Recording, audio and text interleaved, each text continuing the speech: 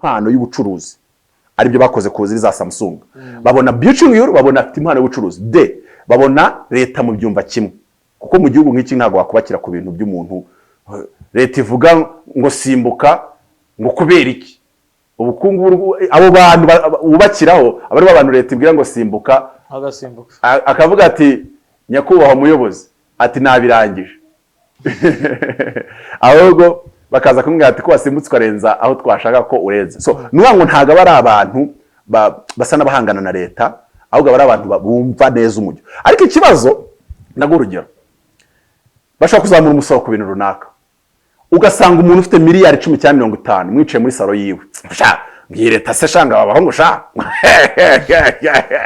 n'abadatinya guvanga abatutsi ngo abahungu sha ngo bazatumwe tuzabana hose sha kuko guguru wacuruje shera sha reba umuntu wakagwabaye yubakirwa ubukungu bw'igihugu atari kumva the big picture ameze nk'umucuruzi wo muri Nyabugogo arizirikana ubwe gusa ntareba igihugu ntari kureba ngo kuba transport bayishyize mu maboko y'abantu batanu nuko turi guteganya ko hari igihe tuzajya muri za Central Africa tuzikazicakaza twebwe nta zabu tugira bo barazifite tukajya kushyiraho inganda na transport z'abanyarwanda nimba umufaransa abikora se kuki twe tutabikora so ariko ikibazo nuko umuyobozi aragira ayo maso areba aho kure umuturage ati baratwisha ariko nanone step ya gatatu make their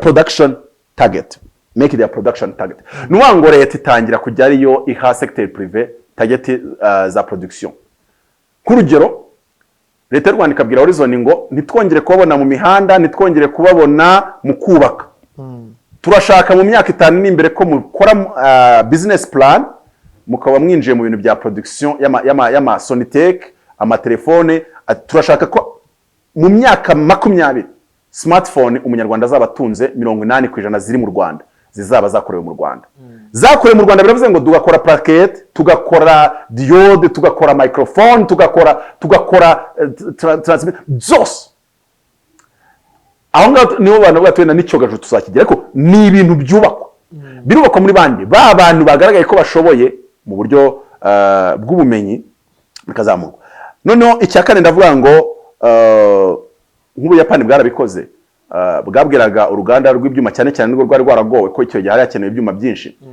bakabwira urwo ruganda bati muri gusora tone 6 twaboneye isoko rya tone 18 umwaka utaha mu produce tone 18 reba kuva kuri 6 tujya kuri 18 leta kandi ikavuga ngo ugomba kuziproduiza biravuze ngo nimba leta ibwiye uyu mucuruzi ngo ugiye gukora inkweto zose abanyarwanda bambara ni ukuvuga ngo urakora urukweto rumeze nk'urwa Nike nta mikino kandi cost yarwo igomba kuzira musi ya Nike leta ikagwa target ya cost ugomba kurugurishaho ikagwa target ya kare tugomba gukora yarinze kavuga ati kandi ibyo nibikunanira were wako funga duhereze undi icyo ngicyo ubona iyi leta igishobora kuko birabagora cyane gukura imbehe ku munwa w'umuntu warwanye urugamba rwo kwibohora bayihe uwaruri abebera Kongo urabyumva wari wahunze agiyo so urabona birasaba ko turenga niturenga ibibazo twaciyemo ntago mvuze ngo ndabihamya ariko nzi neza yuko biratugora ariko impamvu natugora n'amateka yacu baravuga uyu muntu niwe nk'urugero Mutabazi nimba ari we warukwiye kubiha Mutabazi atunze miliyari 100 kutwumva avuga ibintu abihwata ubu ngubu niyazayaha FRND Mutabazi wenda twabwizera urabona bitangira kuba ikibazo amateka urabona katugonze ariko nyine gushaka kugaragaza ngo byakorwa gutya ariko natwe nk'abanyarwanda nitwereze ubuyobozi bwacu bishingiye ku mateka nitworohe ubundi abantu bagombye ko barayobotse bakoroha ariko abantu bose bashaka gufunga umutwe rimwe na rimwe no mu bintu bitari binyakuri wari ufite tagesi baravuga ati aratwara societe ebyiri ati wababonye babahungu de ati ubwo ngomba guhita nigira hehe shaka uburyo njya hanze kandi nkahitamo position ikaze ihera mu gitondo kuri YouTube yakamejeje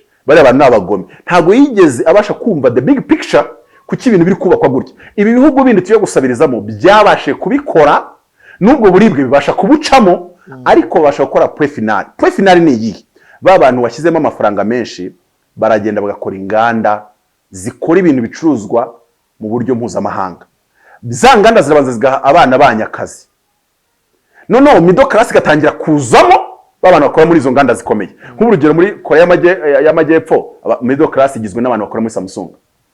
Iyo baguhaye akazi muri Samsung uravuga uti ngiye n'umuryango nzawukiza kubera kuzi ngo ugiye ku kigega cy'amafaranga. Ariko wari kubona bari kurundira boss wa Samsung Bicyung bari kumwindira amafaranga yari kugira ngo ni cyene wabo.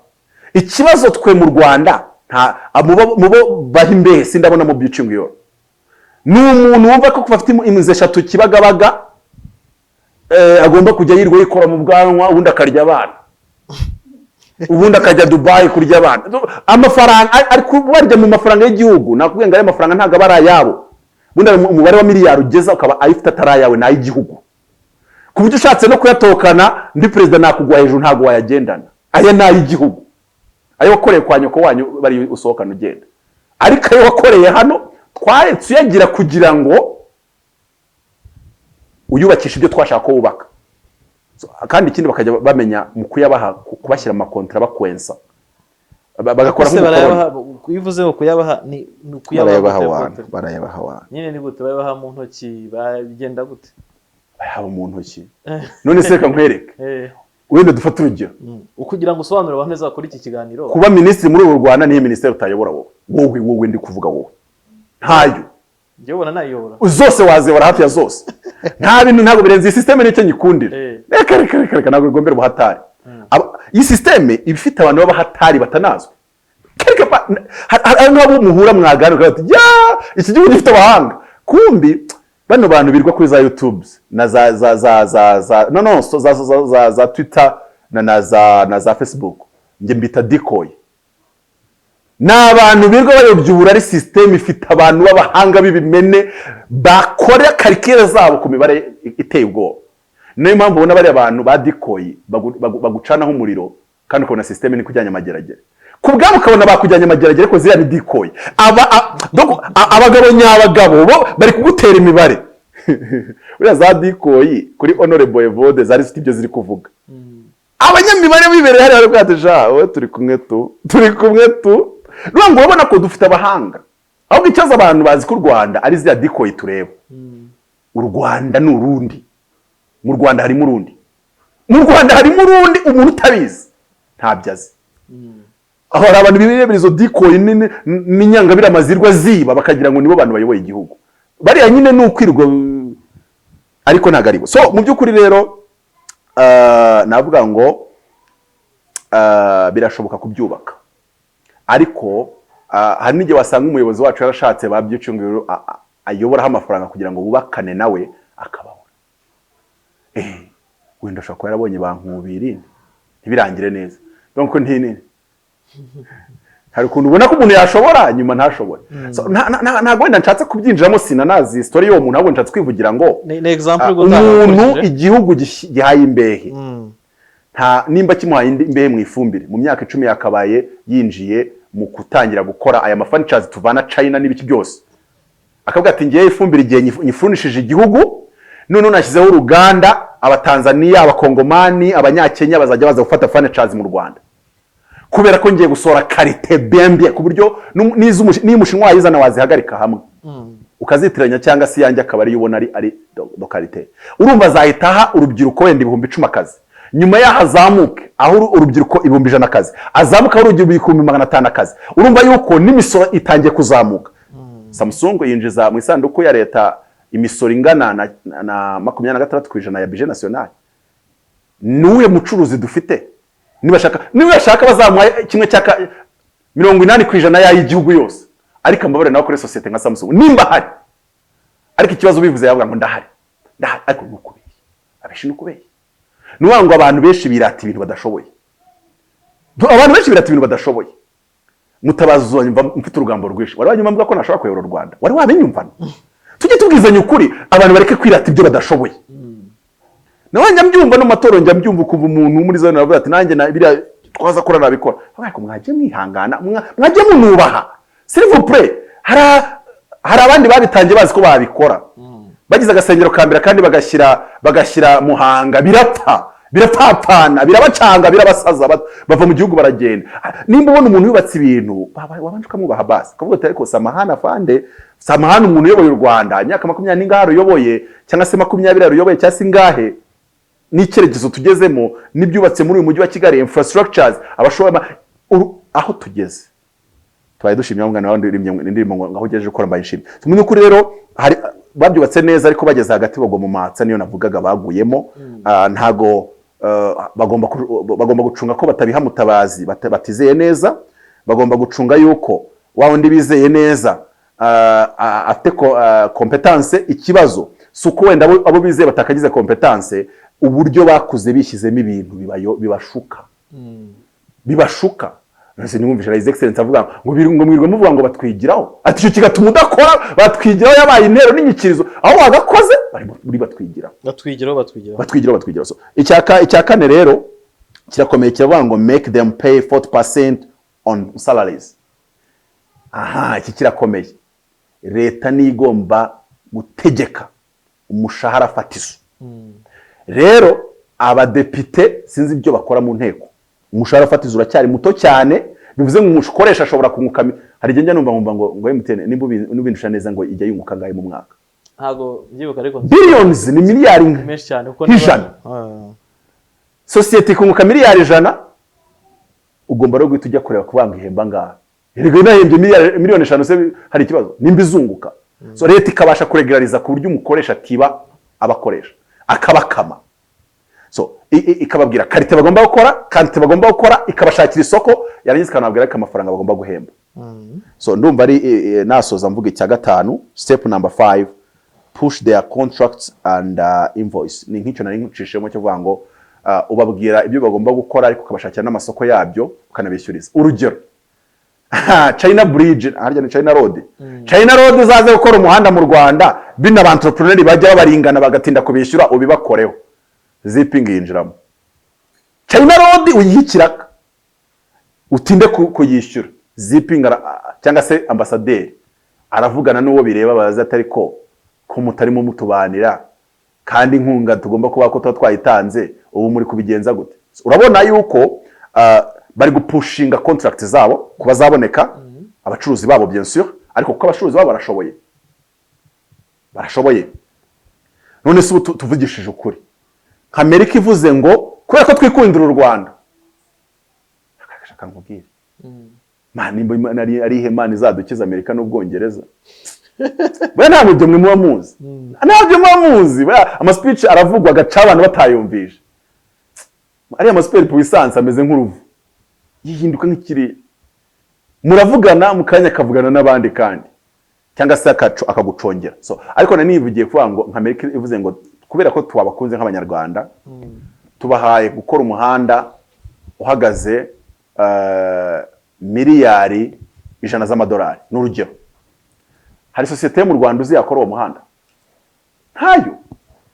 Nuwango ntago dufite abantu bashoboye, kandi ko dufite abantu bashoboye tubifata nkaho ntacyo bitwaye, kandi biragitwaye. Tuzabona bashoboye gute apote? Tuzabona gute? Ibyo bikorerwa ku ishuri. Kugira ngo izo step 5 zibe zashoboka, niki cyakorwa? Kuko urumva icya mbere numvishemo nuko ukeneye strong people, ukeneye abaturage bafite umutwe strong mind, bari highly motivated. Ni ryo jambo nasomye kuri South Korea. Bubatse team iri highly motivated and highly educated. Iyo bari highly educated gusa baraza kwigwa muri leta biba. U Rwanda rufite utabakazi bakajya gukora imitwe ya politike cyangwa se inyeshyamba. Yure by'u Rwanda narufite high educated, bashobora n'abari highly educated ntabwo bari highly motivated. Byane navuze bya spirit. Iyo spirit iva kuri cya kintu cyo guba niba company z'amafaranga. Urugero ngiye Mutabazi umbwiye kuba minister, nabikora kugira ngo ntajya mageragere, bo kugira ngo utabona ko ndi haduye, cyangwa se nkabikora kumbwiye uti reba map ukuntu imeze mwana, turabona rero wadufasha, naza nkuje gutabara. Noneho kuba numva ko najya muri secteur privé kandi nshobora kumara ukwezi ntinjije 100, wari umpaye poste yanyinjiriza miliyoni 3, ariko nge nkavuga no, nge ntabwo njya nemera ko umujene akora muri leta, nzarinda pfa ibyo bintu ntabyemeye. Umujeni agomba gukora muri secteur privé. Abajeni ba Amerika bakora kuri Wall Street, bakora muri Nuzariya muri Silicon Valley. abajeni b'u Rwanda nimba Silicon Valley ari mu Rugwiro, nimba Silicon Valley ari Kacyiru, nta Silicon Valley mu Rwanda iba Kacyiru, ariko abajeni bose bo mu Rwanda ni Kacyiru. Ubajije umujeni wese wiza mu muhanga Butare mwariganye kabaza usigaye ukora Kacyiru, usigaye ukora Kacyiru, FAO, PNID, iyo atari muri ONG, Presidence, Ministère, bangize meye kandi wari umujeni ikigwari gusa. Abajeni bagomba kujya Nyabugogo, Parike Industrielle ntabwo bazaheri Rusororo, ariko ntabwo ibyo ngibyo byo turimo. Abajeni ni abanyabwenge, abahanga, umuntu wese ufite IQ igeze ku 140, umuntu wese ufite IQ igeze ku 140, iyo adakoze muri secteur privé, kuko reka niho hava imisoro ihemba n'aba bandi bagiye gukora muri leta, niho hava imisoro. By'umwihariko system y'u Rwanda ikeneye abajeni bake bitewe n'ukuntu yubatse. Ntabwo dukeneye abajeni b'abameya, ntabwo dukeneye abajeni babayobora intara, rwose ntabwo dukeneye abajeni bayobora ministeri.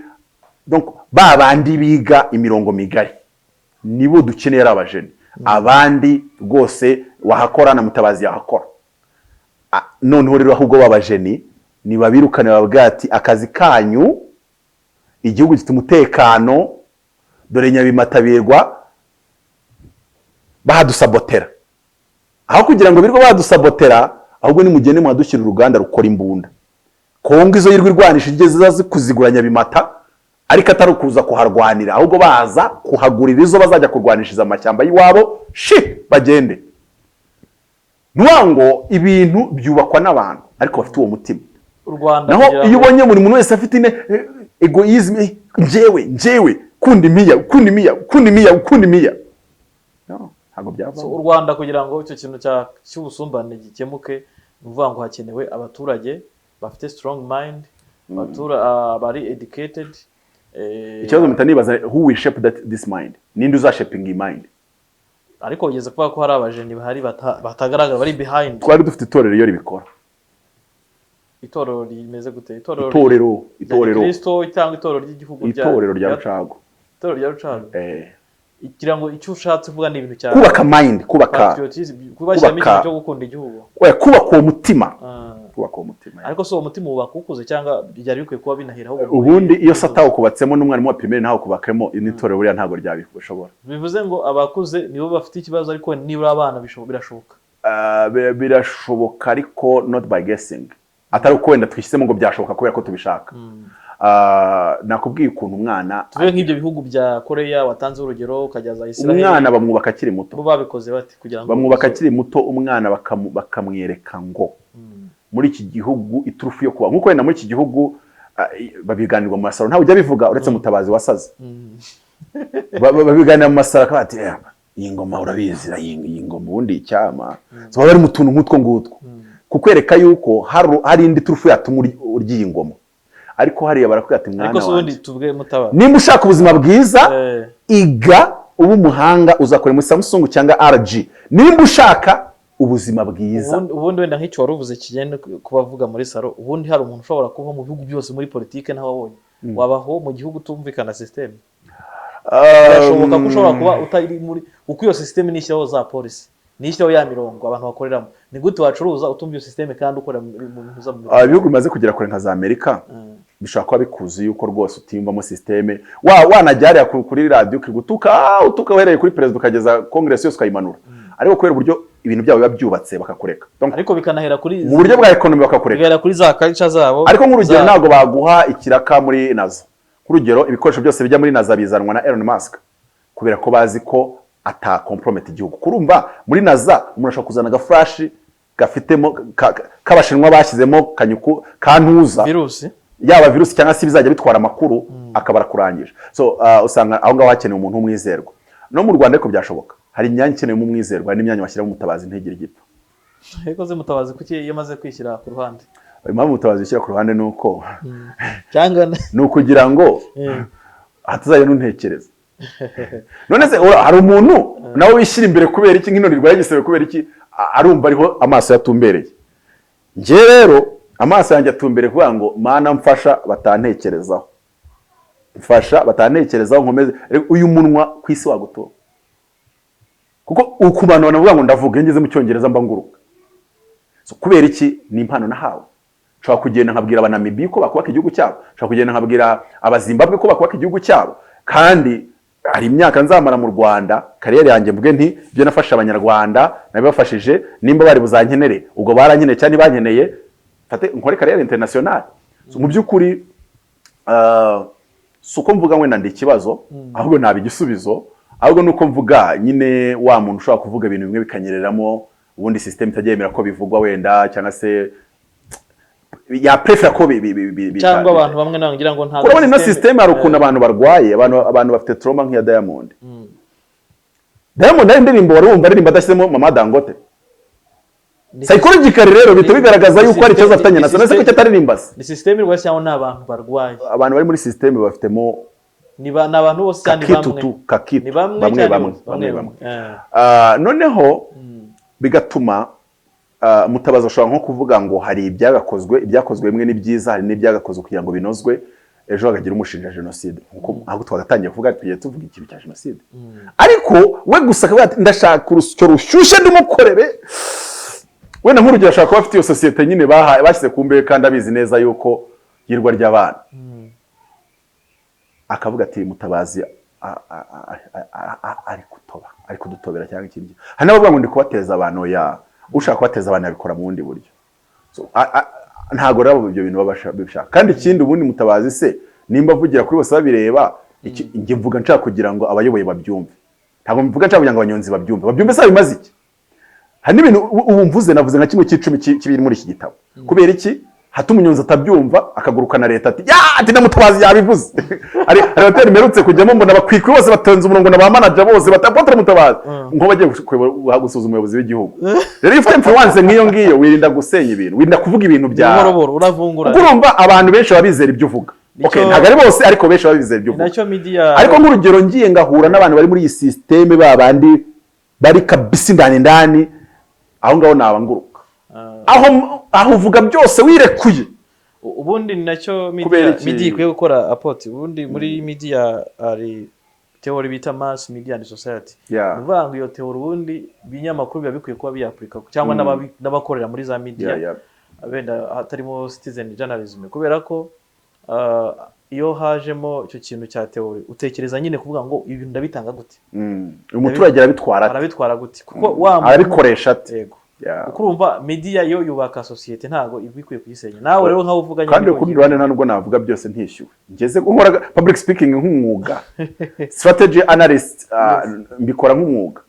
Nk'urugero iyo umuntu afite iduka riri guhomba, anyicaza kuri hoteli akagura inkoko n'ifiriti bimeze neza, niyo mpamvu mbona ntangiye kubyibuha, yarangiza akishyura 50 ku isaha, yarangiza nkagira gute nkamugira inama. Reba none wari leta ndi kugira inama, urumva ko sheke yabiri hamazeru meza. None reba mbikoreye ubuntu rero byaba ari ubuginga. Urimo abafungura butawende ni ukuvunguraho kugira ngo niba babona babikeneye bazagufashe kwigisha izo theory. Nuba ngo aba bana bacu bajya kwiga, hakongombye kujyayo abana bafite ubwonko buzima, hakabanza kurebwa abantu bafite IQ ifatika, kuko bagiye kwiga ku mafaranga y'igihugu mu buryo runaka. Noneho kandi sinzi nge nanagira inama bakiraho kugira ngo ujyane y'umwana wabona adashoboye, wajyanayo undi mwana w'umuturanyi ubona ashoboye, ahubwo mukagira amasezerano mukorana n'uruganda rwawe. Kuvuga ngo uragenda uteka umwana wananiwe kwandika izina ry'umujyane Harvard, hanigiye no gutsinda y'ubwayo bizamubera ingorabahizi. So mu by'ukuri abantu bagomba kugira umutima w'igihugu, ugatekereza igihugu kitaguhemba. Hari abantu njya mbona nkabona ntekereza igihugu kubarenza kandi bo bahembwa buri kwezi, barabahawe imodoka bagendamo n'amakaribira. Mukibaza se arabura iki? Ni icyabura gishobora gutuma agira umutima w'igihugu.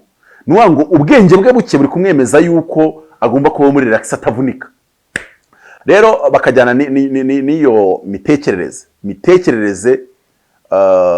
mitekerereze yo gukora iyo bwabaga, ukiga uko bishoboka. Kwiga biratangaje. Dushobora kwicara imbere y'umwarimu umwe ntitumenye ibintu bingana kandi twari turi imbere y'umwarimu umwe. Kubera ko nge ishyaka mfite gishobora kugena ibyo mfata n'ibyo ntafata. Urukundo mfite passion rushobora kugena ibyo mfata n'ibyo ntafata. Bivuze ngo nanjye mu mashuri hari ibintu najyaga niga isomo rikarangira nshobora kubona amanota kubera ko ubwonko mfite nashatse amanota nayabone ko nkayabona mu bintu ntumva. Bivuze iki? Nabonye iri somo ntacyo rizamarira mu buzima, nta nicyo rimariye abanyarwanda, nkahita ndirejeta. Naba nibeshya hari rejeta. Nuba ngo mwarimu akajya avuga akarinda arangiza ibyo yari kuvuga, meze nkaho nta numvisha ibyo yavugaga. Kubera iki? Umutima wanjye ntago ufungukiye kumwumva. None uyu mwana ujya avuga data arakaze, miliyari afite zirahambaye, urumva nzanava hano ambwira ko yambwiye ko azahita nshingira uruganda rwanjye bazajya baduha amasoko tutamerita. Urumva uyu muntu ufite mu mutwe hameze gutya, tutamerita mu mutwe niko ababyumva kandi nako biba bizagenda. Uyu muntu aba yarangiye gupfa muri we. Niyo wamwigishiriza imbere ya Socrate na Einstein na Isaac Newton agaruka ari debe. Okay, wenda amateori amwe bari mu mutwe tumwe tuba twarasigayemo, ariko kugira ngo wige bigera ahantu ubyiga ubikunze ukabyumva ko mwari babisobanuye, ukajya no mu bindi bitabo ugasoma, ugakora ubushakashatsi, ukabizunguza mu mutwe, ukamera nk'uko umuntu ashyira amazi mu kanwa yarangiza akagira ukazunguza ubwo bumenyi mu bwonko bwawe, ugakatisha ukagarura, warangiza ukaza ukamana nicyo twita intelligence. Intelligence ntabwo ari knowledge, ni knowledge plus imagination. Noneho rero kugira ngo ukoreshe ibyo bintu bibiri bikore ku rwego rwo hejuru bisaba kuba ufite iryo shyaka mu mutima. Rero kankomeze noneho mvuge ngo warumbaje ngo kubera iki ari ubusumbane bw'abakene n'abakene, kandi bigaragara si mu Rwanda gusa. Oya, ubusumbane bw'abakene n'abakene nahoze ndeba icyegeranyo mu bushakashatsi nari gukora ku igitabo ndi kwandika, naje gusanga ibihugu bibanza nka 5 cyangwa se bingahe mu kugira ubusumbane butoya budakabije. Nta nubwo ari Amerika, nta nubwo ari Ubwongereza, ibi bihugu tuzi ntago birimo. Nta nubwo ari Ubushinwa, harimo igihugu bita Sweden, Denmark, Norvège, Luxembourg, harimo ibihugu Iceland. Nuwa ngo ni biriya bihugu bya hariya mu Burayi hariya rwose bitanazwe. Kuko none ndaza ngo yitangaruka mvuge nyine se kuki ari byo, nuko ari bo bashatse kubaka ubukungu budasigaza n'umwe nyuma. Ariko kuntu nkunda gusobanura politique navuga ngo c'est l'art du possible pour faire avancer un peuple sans toutefois laisser aucune barrière, surtout sur le plan économique. Nuwa ngo ibyo bihugu nibyo bifite politique itari mu bunyamaswa. Nuwa ngo ubwo politique mu abapoliticiens bamwe ubona wenda ukiraho ngaho akora ibintu abaturage bakagenda bagahonyoka bagapfa mu bukene, we gusa agahorana ibisubizo na excuse nziza. Niyo politique mu bunyamaswa uvuga? Politique itazamura abantu bose kwa ujyumura ibiri mu bunyamaswa, itabazamurira icyarimwe. Nubwo wenda iyo crise mondiale nakubwiye ngo iterwa n'abasiyo bari grade cyangwa se bafite inda nini, reba noneho babasiyo bagambanye n'umuntu muri politique, uriya munyapolitike afitemo tubyita capitalisme sauvage, abafitemo ubusauvage. Kubera iki? Arabona icyo yakora kugira ngo buri muturage wese azamuke, we agatora kugira ngo we n'abantu 5 bazamuke b'abaturage baburare. Nuwa ngo aho atari mu bunyamaswa se ni. Noneho rero byantangaza uyu mu economiste policy maker muri izo nzego zo hejuru wiga uburyo ubukungu bugiye kubakwa, anyibwiye ngo ibyo bintu byarikoze ntago yabigizemo uruhare. Naseka nkatangara kuko nta nubwo waba ukwiye kwitwa umuntu ushinzwe kubaka ekonomi y'igihugu, abo twita aba strategy analyst. Nuwa ngo icyo gihe wakwiye no gusezera kuri ako kazi, kubera ko ni byiyubaka kuko wabihisemo ko byiyubaka, ariko nimba bikugwiririye urakamara amazi uri nka Mutabazi itahira. Ariko wakakwiye kuvuga ngo ngiye gutuma abaturage bakena. Ubundi mu economiste mwiza ashobora kuvuga ngiye gutuma abaturage bakena, ngiye no gutuma bakira. Ni ibintu agomba kuba azi gukora, akabikora mu gihe akamenya ngo nimbikora uko biragerwaho kandi ninkora uko nguko biragenda uko. Muri izi ntambwe 5 rero nagerageje gusoma ibyegeranyo, ngerageze gusoma ibintu bya Bank Mondiale, ngerageze gusoma ibintu bya United Nations zigenda zivuga mu buryo bugiye butandukanye bwa development, ariko nsanga c'est bidon. Ni ibintu biri aho ngaho bimeze nk'ibyo kubeshya gusa by'ababirokrate, c'est la bureaucratie pure et simple. None ndavuga se ndabigenzane, nibuka ubwo Imana yambwiye kuzakora ibi bintu nkora, yambwiye ngo nubona ikibazo igihugu gifite ikibazo uzagende usenge nurangiza utekereze. None ibyo nasomye mba mbishyize ku ruhande, ndasenga ndatekereza. Sasa abekonomiste b'igihugu ni bantega amatwi sasa tuvugane noneho. Ngiye gukoresha filozofi ariko bo nk'abekonomiste bazagende babigire MP technique. Hari ukuntu umuntu azakubwira turi kwiga architecture ko nize construction engineering. Umuntu ashaka kuzavuga ndashaka inzu imeze gutya, hejuru hari akantu kameze gutya. We ntabwo ari umutekinisiye ariko we arakubwira ibyo ashaka ukabyandika mu buryo bw'umu architect. So rero nayo ngiye kuvuga comme philosophe kandi ibyo ntabwo mbibujijwe ba Socrate ba Plato. Hari ibintu bagiye bavuga ku bintu bijyanye n'ubukungu n'umuyobozi bw'ibihugu, ntabwo bigeze bayobora ibihugu, ntabwo bigeze baba economiste, ariko ashobora kuguha igitekerezo, icyo gitekerezo ariko nabo bahuye n'ibibazo. Sinzi umwe ni Karl Marx niwe wahungiye mu Bwongereza. Karl Marx bari bamereye nabi kubera ko yarazanye ibintu bya communism, kandi hari abashaka ko capitalism ikomeza kogera. Ntabwo babyoroshye. Communism nayo buriya yakorana n'ubunebwe. Ariko nanone bisaba kudoza kuko nabwiye ngo ubuyobozi nta gukoresha style imwe. Wewe nka buriya China ivuga ko ari communist, ariko buriya Jack Ma ntago abaho muri communism, ntagabaho. Nubango ahubwo bashyizemo indi dose ya capitalism, bakora hybrid ya capitalism na communism, bakamenya aho communism bayikoresha na capitalism bayikoresha. Ariko no mu Rwanda babisangamo. None si igihugu kigiye guha abana barwaye bwacya amata y'inyange, nuko se cyababyaye byanga bikunda habajemo kote ya socialisme. Donc ugenda udoza ukamenya uburyo bigenza. Noneho doze hamwe washyiramo itakwiriye biterwa n'amateka yawe. Igihugu kiri hehe geographiquement, gifite ubuhe butunzi, abaturage bacyo bafunze gute mutwe. Nimba rero hari ikintu ubundi cyambere gituma igihugu bikigora gutera imbere, ni uburyo abaturage batekereza. Ibyo haramba ngabayobozi ngumutungo dufite, igihugu kizamuka kubera uburyo abaturage batekereza un point un trait, cyangwa se kikazamuka kubera uburyo abayobozi batekereza, ariko bigasaba ko bajya muri style Kagame, style paternalistique. Kubera ko style iri democratique cyane bisaba ko abaturage bari smart. Harimo ubu waguha Silicon Valley akavuga ati kibaye igihugu kiyobora. Ushatse wakoresha demokrasi noneho ifite dogre y'ijana na 50%. Kubera uri kuyobora abajeni, uri kuyobora abantu bazi icyo bakora igihugu kikazamuka. Ntimukeneye petrol kugira ngo icyo gihugu cyitwa Silicon Valley kirushe umutungo ibindi bihugu byose byo kwisi. Ariko n'uri kuyobora ba bantu ashaka kuryama akabyara abana 9 ngo babyare boroke buzurisi, ngo harera Imana, abandi babanebwe bari aho, abandi babanyenda nini, biragusaba kugenda udozamo indi style y'ubuyobozi ikarishye cyangwa se bakarira cyangwa se umeze nkaho uhora ucungana nabo. Ni uko umuntu yakubwira kuyobora Marine za Nyabugogo ndakakubwira kuyobora abana ba Green Hills, kamwe ntago wabayobora kimwe. Bamwe bafite indero runaka, bafite ukuntu basomye ibintu runaka, bafite ukuntu bazi kwiyobora runaka, abandi nutumarine nyine twibereye aho ngaho, yana kwibisaha uri se kandi akayijyana cyangwa se telefone ya smartphone yayikura ku meza ari yase akajya kwigurisha kayiguramo ifege. So rero ubukungu biterwa nuko abaturage batekereza. Niyo mpamvu kumva yuko ubukungu bw'u Rwanda bwakwaka nk'ubwa Amerika, nitubanze dutekereza nk'abanyamerika ariko ntidutekereza nkabo. Nitubanze tujye kwiga, nitwiga mu mashuri yabo dusoke dukora nk'ibyo bakora. Ariko ndazi neza yuko ufasha abana bacu bakajya kwiga aho ba Mark Zuckerberg bize, ba Elon Musk bize, ba Jeff Bezos bize, ukabazana mu Rwanda bajya gushaka akazi muri ministeri. Bakabura muri ministeri bakajya mu ntara, bakabura mu ntara bakajya mu karere no mu murenge bajyayo. Urumva ko imitekerereze si imwe. Ubumenyi bwo ni bumwe, the content in the mind ni bumwe, ariko the spirit, umwuka, imyiyumvire, ubwenge cyangwa se gutekereza n'intumbero n'ishyaka riba arimo si rimwe. Rero nkavuga ngo ndahita nimanukira kwa Yosefu muri Egiputa. Ubundi umuntu atemera Bibiliya ndamwagifata nk'igitabo cy'amateka noneho tuganire. Ndajya muri Egiputa ndangiza mvuge kuri Libya. Ni ibihugu bibiri bikoresha.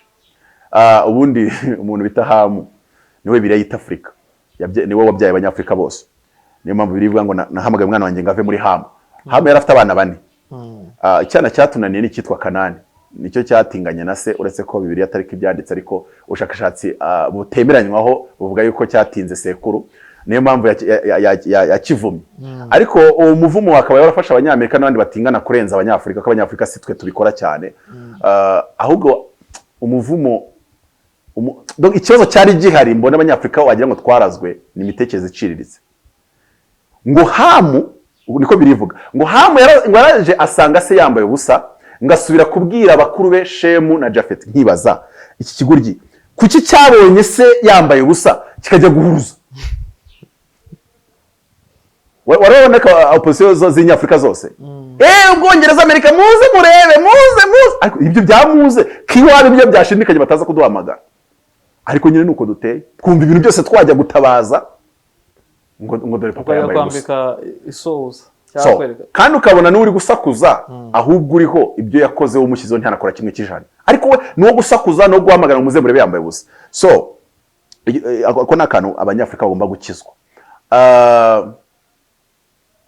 n'ikindi kintu nyine cyo kuvuga ngo imitekerereze iri hasi ntago bari creative kuko ngo baje bafite umwenda bawuteye ibigongo nuvuga ngo abantu nose hamuwe gutera gufata umwenda agatera umugongo byari byamunaniye ariko impamvu muze ngo kana niwe watunaniye nuko nimba ari Hamu wakoze icyaha kuki Nowa atavumye Hamu ariwe Afrika yose akavuma umuhungu wa Hamu ariwe witwa Kanani so abaswarazi niho rero bashingira bakavuga ngo ashobora kuba ise yarasohotse umuhungu akaba arinjiye yasanga yamba busaka akamutinga ntibyandikwa ariko bikaba byarabaye donc ntago mbwe abantu ngo babyemere abo nshase vuga ngo Afrika uwo Kanani yagiye gutura Kanani yaravumwe ntiyatuye muri Afrika niyo mpamvu ntago Afrika iri umuvumo ahubwo Afrika iri simple minded poor minded ifite ikibazo cy'imitekerereze umuntu akubaye ngo ni docteur akora muri ministeri mwaganira ukamushaka igitekerezo kizimo ukakibura kavuga ati ariko se na Afrika yose kamubwire kabisa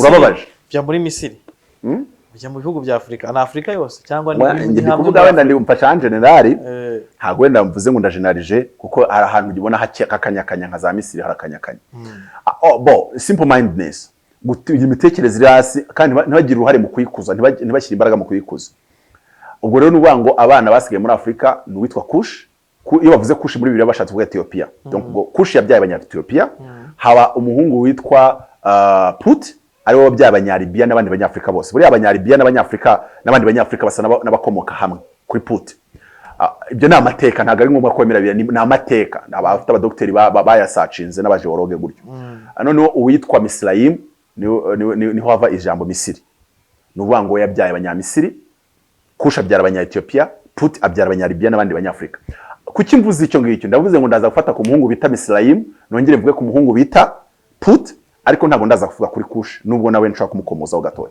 kuki ibyo mbivuze nimba ushaka kubaka igihugu gifite kidafite ubusumbane cyane ndetse nanavuga ngo reka ubusumbane wenda bubeho ariko ikiba gikenewe nuko habaho igice twita middle class ni abantu baba bafite ubukire buringaniye badakize cyane ariko nanone atari abakene wa muntu ushobora kugira inzu y'amakaro muri Kigali wa muntu ushobora kugira imodoka agendamo umwana we akamwishyurira mu ishuri kandi yumva ashaka kwigishamo hakabona baba miliyarderi yanagurira umwana w'indege ahubwo nabo bagomba kubaho ariko iyo mu gihugu iyi middle class igiye ihorota abantu bayishiramo bo muri Amerika Donald Trump yakoze igitabo na Robert Kiyosaki cyitwa Why We Want You to Be Rich bacyanditse sindi kwibuka ari muri 2000 na kangahe ariko barimo bavuga ati impamvu dushaka kuvuga ngo ukire nuko middle class iri kugenda ishrinking iri kugenda iyonga nudahitamo gukira uzakena ko hagati na hagati kwaba ntibishoboka hari ukuntu ari igihugu usanga cyarubatse ubukungu ku buryo kuba hagati bidashoboka swa turakira swa turakena hagati ntago haturwa ntago hababwa niko bariko nabyita abubatse ubwo buryo bwa economy babubatse nabi kubera iki dufashe nk'u Rwanda dukoresha style ya Singapore ni ya Korea y'Amajyepfo mu kubaka ubukungu bwacu Singapore tuyikoresha umutekano uturasheho turagereka tukagusanga na Kongo kugira ngo abashoramari baze mu Rwanda nkuko muri Singapore byari bimeze ariko nimbwa nka Singapore twibuke neza ko Singapore na ahantu utraversa ni isaha imwe yonyine u Rwanda nubwo ari tuwa ntabwo utraversa isaha imwe yonyine ngo numve ko gukira ku gihugu bitanagombera ubunini bwacyo ahubwo situation geographique kuba Singapore ari ikirwa kiri hagati y'Uburayi na Aziya bituma niye ko nta mabuye y'agaciro kigera Singapore buriye ariko bakora business yo kugira mantrepo abantu bari kuvana ibicuruzwa muri Aziya bashaka kuba babisitotse bazabijyana i Burayi no muri Afrika bakashyira Singapore urumva ntabwo urabigana Dubai nuvuga ngo ugomba kumenya igihugu cyawe ni igiki. Tanzania ni Tanzania, u Rwanda ni u Rwanda. Banza umenye, urebe situation geographique yarwo, urebe uko rungana, urebe umutungo warwo, urebe abaturage barwo, urebe amateka yarwo. Ibyo bintu udashatse kubireba, ushidukuri wirirwa uvuga ibintu biterekeranye ngo uri kunenga leta. Kandi ahubwo leta ari iri mu kuri ugereranyije n'ibyo wowe uri kuvuga. So none rero kamvuge ngo u Rwanda rukoresha na style ya South Korea muri kwa kubererekera abantu abakire bamwe bakabona amafaranga menshi, ariko bakora step imwe, ndaza kuvuga step ba missing. Kuko iyo ni step imwe mu yakoreshwa. Ariko iyo uhagarikiye aho ngaho ububyisha ahubwo ubishyize urudubi. Ubikoze igice. Kandi buriya nkuko dukunda kuvuga mu bintu by'abanyamakuru, nimba ugiye gutwika twikira icyarimo kugeza twitse barakota. Nuvuga ngo nimba rero nawe ushatse kubaka nka South Korea bikorera icyarimwe, kuko nutabikora bazakwita umunyagitugu. Kandi ntabwo uzabicika, kuko haba harimo n'igitugu bien sûr. Rero ndamanutse ngeze kuki navuze Libya.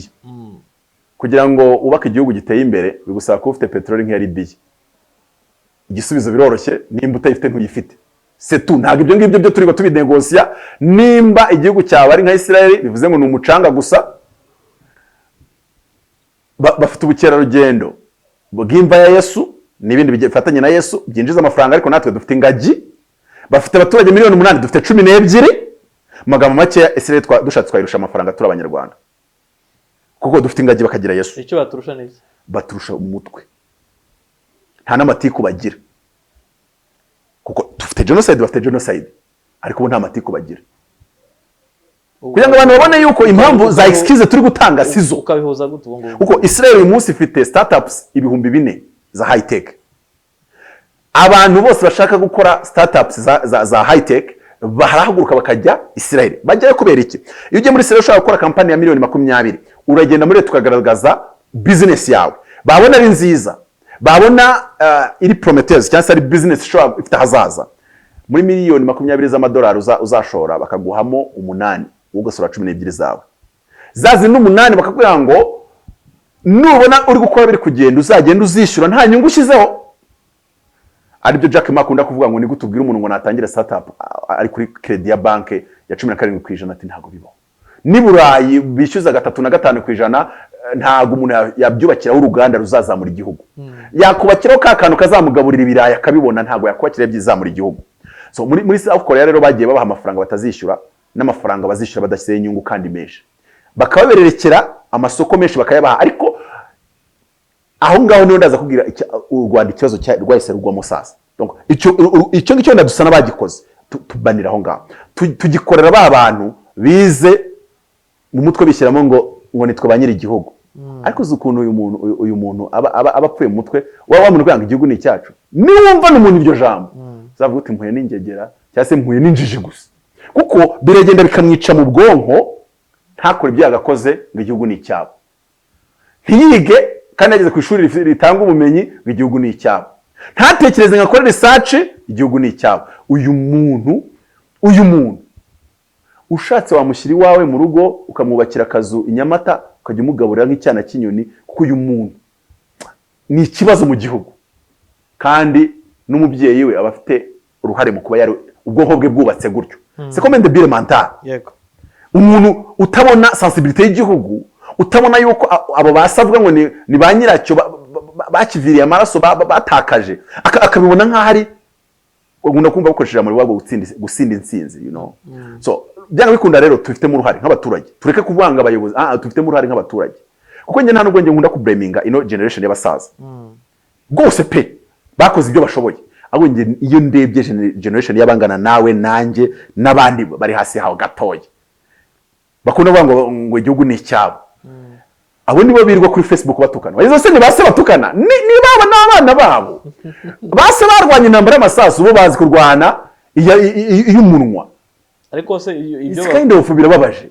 Ntibyo ntibishoboka tuko turi bajya kuri Facebook. Abasaza ntago batukana. Bajya kuri Facebook kurwana ni mu gihe cya social media, bagomba gukoresha social media. Oya none se yananiwe kuba ku ruganda birwamo amasoko adashoboye gusa kugira ngo iyo ngoma imwe amasoko adashoboye igumeho akirwa tukana. Ruzi yaberekaga gutukana, ahubwo ibyo birwa kritika ingoma se ayoboye cyangwa se ise ari mu buyobozi bwayo, akagenda gasiza ibyuho birimo.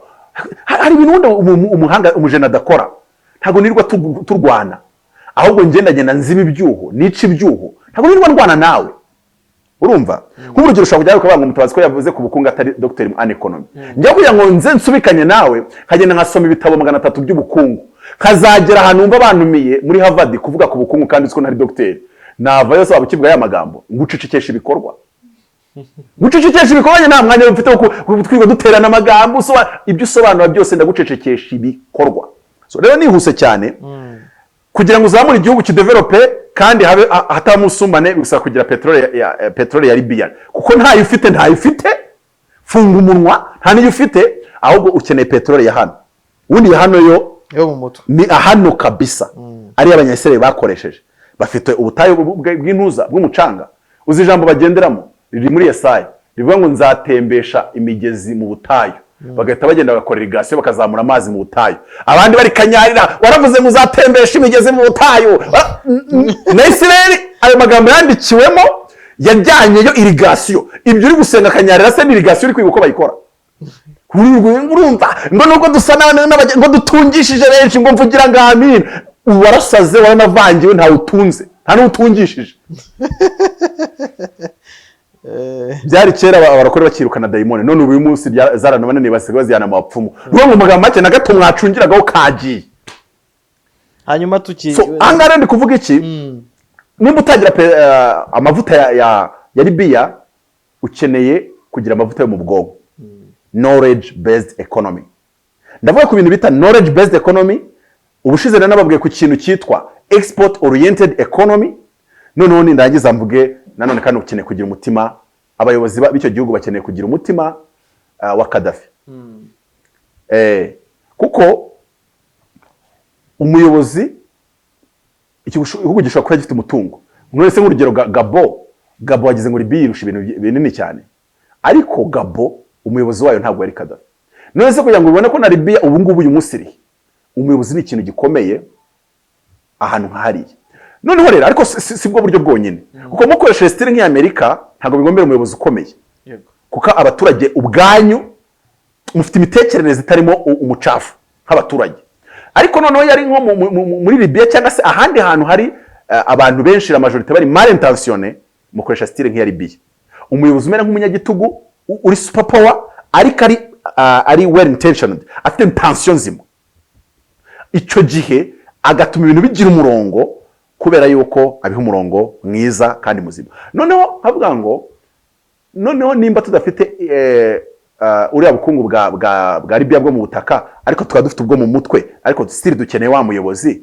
cyangwa se kuba twubwacu dufite self governance noneho ndahita ngaruka kuri Egypt ariko ya kera mvuga iki ndajya kwa Joseph ubwo yinjira kwa Farao ndihuta cyane mvuge izi steps 5 ziri muri iki gitabo abantu baranatanga uburyo nandika ibitabo by'ubukungu ariko nkabyandikira muri Bible mu gihe abandi Bibiliya bayikenanye ivumbi ryaratumutse Bibiliya bayifata nabi banayifata uko itari rwose hari ibintu bitanu nkura mu nkuru zo kwa Farao na Joseph ari nazo ngingo 5 z'uburyo wakubaka icyo gihugu wenda nigenza bikomerezaho ntatinze ariko reka nzicemo iya mbere amafaranga urabanza ukayakura mu baturage akazamuka akaba ya leta you take money from everyone Joseph yaraje arabareba aragati rero ubu bukene mugiye kwinjira mureka mbabwire abantu biga ubukungu hano sinzi ko muteye abwira Farao aramubwira ati babwire 20% y'ibyo bazeza mu gihe cy'uburumbuke bazabizane barabizana 2 arangira aravuga ati mu gihe cy'inzara noneho uzashyireho ibiciro bya bintu bazanye bihenze numara kubihenda babigure bihenze amafaranga yose abashireho amafaranga amaze gushira aravuga ati muzane n'inka zanyu n'amatungo yanyu byose bashiraho abatoya muzane ibyangombwa by'ubutaka ubutaka bwose abo bamaraho aravuga ati namwe ndabagura aravuga ati namwe ndashaka kubita ku giciro wowe uri inyanda shawo wowe ufite ibiro bikeya bagwagaho nga ibiro 50 abantu arabagura umutungo wose w'igihugu ubu wa Farao means government noneho twigarukira step number 2 amafaranga yamaze kuzamuka ntabwo leta ibiyafashe kugira ngo ikeneshe abaturage ahubwo iri kuyakimira kugira ngo iyashyire ahantu strategic koma yarakenewe noneho step ya kabiri ndavuga ngo bring it back meritocratically meritocracy ariko meritocracy ibyo abanyarwanda manze iyo nshinga byabagora donc nimba ugiye kuvuga ngo noneho ugiye ufata ya makampani ugiye guha cyangwa se ba bacuruzi ugiye guha imbehe ukababererekera umutungo munini w'igihugu akaribo bawakimira ntago wango wakimire kubera ko mwarwananye urugamba kwibohora nubwo wenda nabyo ari byiza kumuhemba ahubwo umuhiyo mbehe kugira ngo namara kwakimira aya mafaranga reka nkwe nk'urugero urabona ari agaku umuyobozi w'u Rwanda yikoreye muri Central Africa ubundi kare gakora abayobozi bo ku rwego ntago ari uwagakoze ntago ari ku rwego rwa Afrika mu gutekereza kuri nta nundi muntu muri Afrika ugakora kare gaku gakorwa n'Ubufaransa n'uduhugu nk'utwo ngutwo so noneho bakavuga ati tubahaye amasoko ariko se niba duhaye amasoko ya transport nimba Kigali yari gitwarwamo transport n'abantu bagatagisa uratwika twatagisi bashyiragamo vitesse kuri iri ruhande rwa vora ndakibuka aya ariko umuntu wakubise akazana avuga ati muri Kigali haratwaramo KBS Royal donc eshatu uwo murebye yaravuze ngo arashaka gukenesha abaturage ariko no gukura amafaranga uyarokariza mu gice gito none wamara kwerokariza mu gice gito cya gice gito nicyo gishobora kujya gukora transport Central Africa kuko ashobora kugurira basi 500 cyarimo uyu mucuruzi yabikora ariko bikomeza kuba muri tagisi ntago byari bukundi iyo uri kubaka ubukungu muri iyi style abantu babanza kubona uri umwicanyi babanza kubona uri umugome barabanza kuvuga ati uyu muntu aratumara ariko iyo ubikoze igice koko uburi n'umugome kuko ugomba kubikora ukabirangiza ukarya inka n'umurizo ukawurangiza bivuze iki wamaze gukonsantra amafaranga kuri bantuza abo bantuza rero nibatangire kugaragara muri export oriented economy ubasohore muri bya bintu byo mu gihugu batangire gukora amatransport nimba hari washyize muri transport atangire gukora transport wenda yambukiranya ibihugu bitanu muri Afrika atangire gukora amatransport mu bihugu 10 bya Afrika kandi ya societe ifite ikiciro mu Rwanda ndetse abayishoyemo ko ntabwo navuze abantu ku giti cyabo aba ari umuntu umwe wenda uzwi ariko hari n'abandi bantu bamugaragiye ari societe nk'abandi 100 mu by'ukuri rero amafaranga y'igihugu cy'u Rwanda wenda n'urugero akajya mu bantu 100 bonyine mu Rwanda cyangwa se 300 ariko ba 300 bakaba atari abantu batoranyijwe kubera ikene wabo